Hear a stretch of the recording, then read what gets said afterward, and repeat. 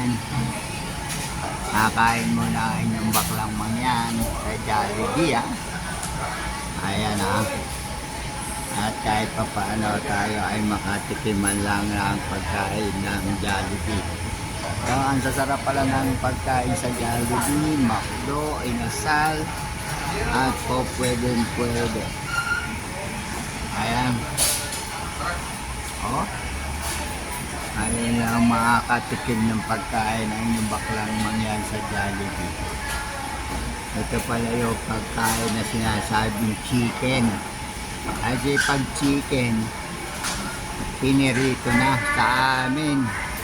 Hindi mahalaga ang manok sa mangyan. Mas gusto pa namin yung sardinas. Kung totoosin, pag may dala kayong manok, papalitan namin na pag may dala kayong sardinas, papalitan namin ng manok.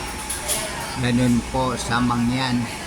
Kasi mas masarap sa amin at sikat yung sardinas. Hindi namin pinapansin yung mga manok.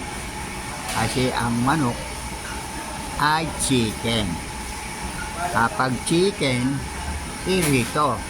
Aming sardinas, ginisa ang halo, talbos ng kamuti. Ha? Ang sarap ng lahat ng talbos. Basta talbos ng kamuti. Ayan, kakain na inyong baklang mangyan. Ha?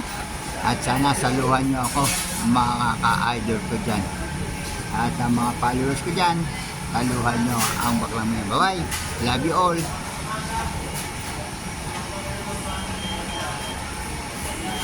Ayaw mapindot.